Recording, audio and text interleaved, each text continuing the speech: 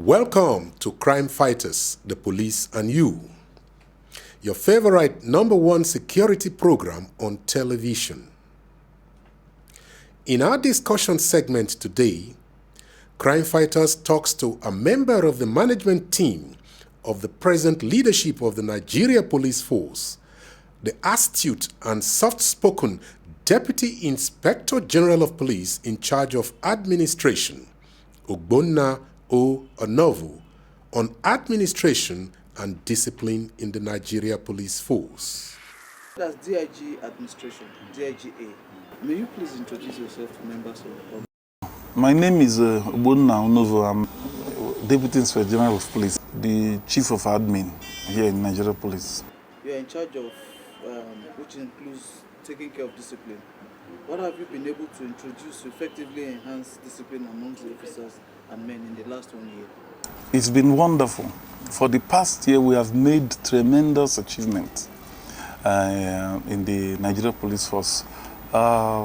You might not see them in concrete terms, but it is there all the same by the fact that there had been a lot of attitudinal changes, on the part of members of the police force. One, their performance has been completely enhanced, and this could be said to have been achieved through the dynamic leadership of the Inspector General of Police. He has fought hard for our salary increase. He has fought hard for other welfare aspects and fringe benefits for policemen. We have always said it, that the Nigerian policeman is one of the best in the world, as long as you provide those logistics that will enable him perform. This has been done under his leadership. As soon as he came on board, he actually brought into play the paradigm shift that we've been talking about in policing. He brought it into play by retaining those aspects of our job which are beneficial to us and incorporating it with the new. And that is why we have been able to do this much as we have today. For example, the incidence of corruption, like you asked earlier, 20 naira, taking 20 naira so from members of the public along the highways. You hardly hear about that now.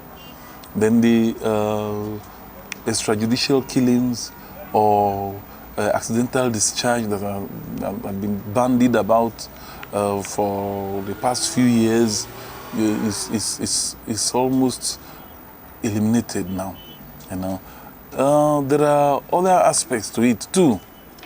This is in the area of crime prevention.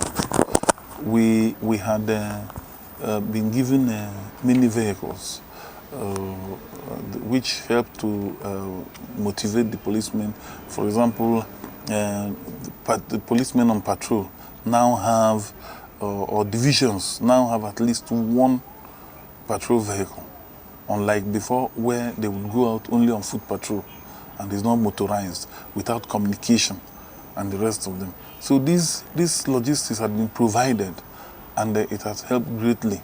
At least the visibility of the police of the police out there is a kind of deterrent to criminals, and that is what has been done. Using Abuja as an example, you can't move for 100 yards in Abuja without seeing a policeman on the highways. And this is the same. This applies to different parts of the cities in this country. We have not got there yet, but we are on the way. We have a roadmap towards achieving our objective, and that is to ensure that Nigerians sleep with both eyes closed. It will take some time, but I'm sure that we'll get there with what we have today. All right, sir. One of the policy thrusts of this current administration, under the leadership of Sir Mike Mbama Okiro, is training and retraining and promotions.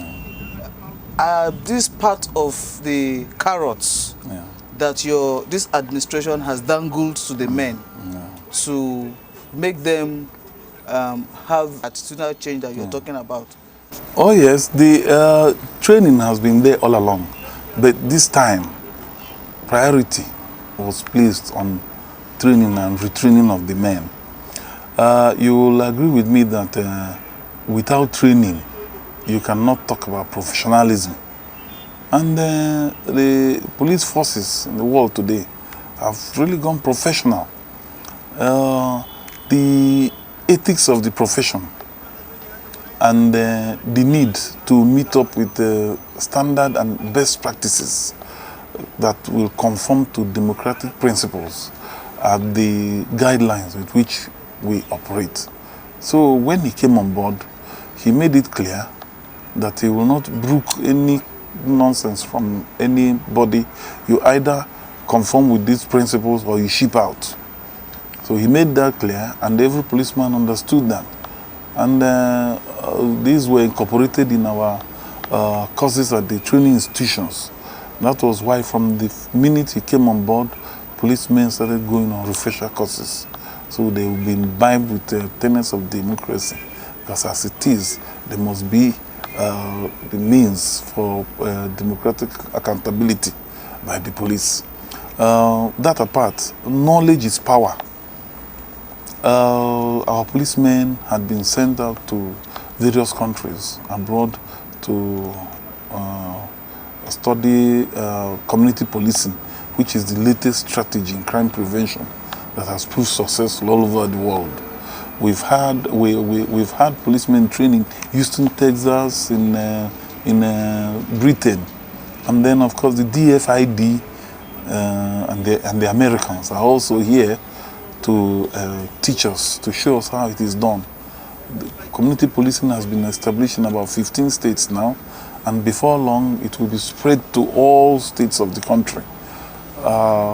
With that in place and with the support of the traditional rulers, whom we and the members of the community that we partner with, then it has to a large extent brought the fear of crime and disorder, brought it to a minimum. Yes. Like I said, we have not got there yet, but we are right on the way.